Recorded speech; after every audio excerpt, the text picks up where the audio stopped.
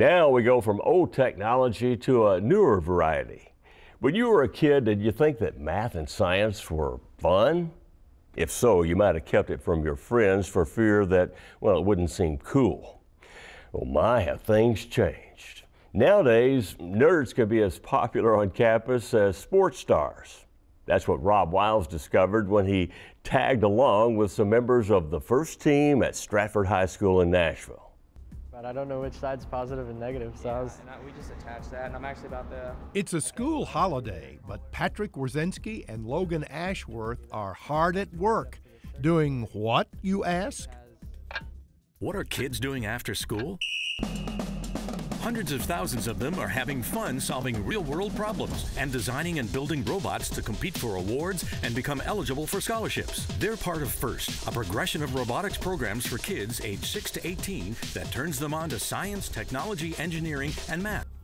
That's right, Patrick and Logan are self-confessed nerds who are learning that being a nerd can be fun and rewarding through FIRST, which stands for Inspiration and Recognition of Science and Technology, founded back in 1989 to, as Patrick says, help geeks get some glory.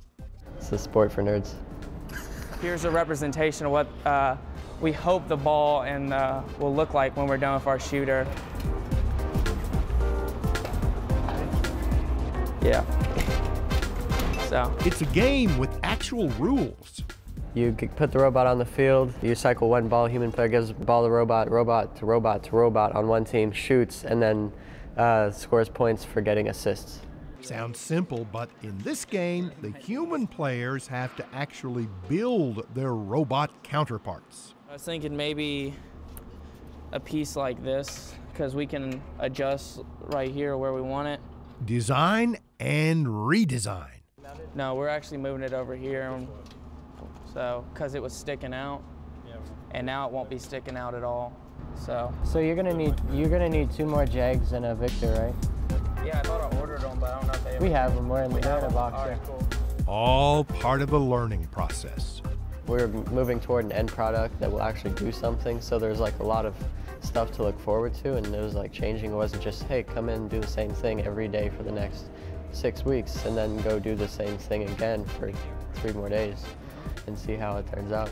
It was like, come in, build this, keep working on it, learn this. With help from professional engineers and designers like Rob Wilson of Nissan, who has real-life experience, not only as an engineer, but as a practicing nerd.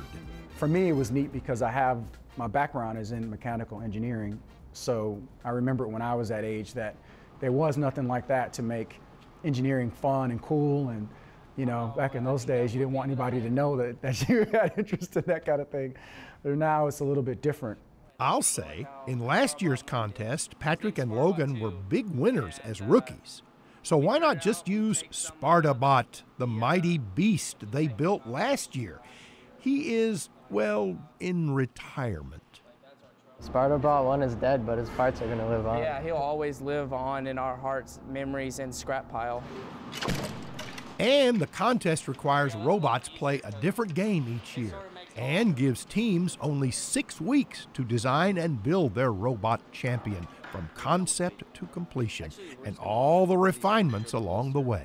So what I'm gonna do is I'm gonna cock it back to about waist height, and then I'm gonna release it, and it's gonna fly over to Patrick, and he's gonna catch it with our prototype arms or claws.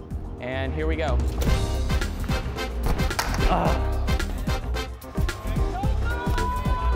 It's all that planning and plotting and building and taking apart and rebuilding eventually leads right here to the robot Rumble!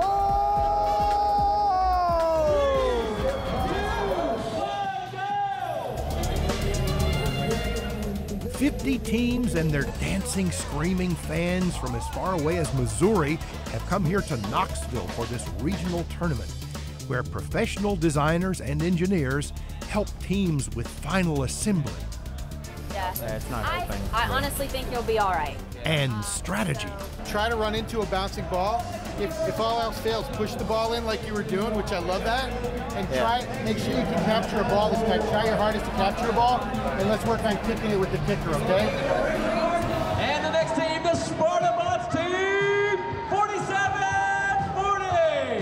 And before you can say bazinga, it's crunch time. You got a straight shot right to the goal. You got a straight shot to the goal. Just push it, dude. That's a moral victory if you get that puppy in there.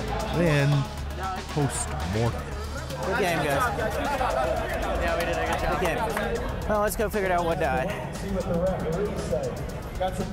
This contest is like life in many ways. One is you get a second chance after some time in the pits. We're gonna drill this out. Drill out two. We'll keep two screws. You know what I mean? We'll keep two screws here.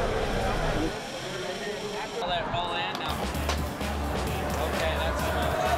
Ready? 3, 2, 1, go! Into the arena again. From the Web Robotics control robots moving down the field, looking for the 1-point goal. Good to have those on. What are we doing? It's like bumper cars out there. I'll be in there. Come on. No, it's dead. It's done. The robot's done. Yeah, it is. Look at the light, man. There's nothing going, it's not working. See the light? Sometimes things go wrong, which Jonathan Smith, a younger member of the Stratford team, says is a good lesson to learn too. Well, when it breaks down, like after all that hard work you put in, now you have to go back and fix something that broke and do what you just did all over again or find another way to do it. So perseverance, along with teamwork and communication and a feeling of accomplishment, just a few of the lessons learned by the first team of Stratford High. The human members, anyway.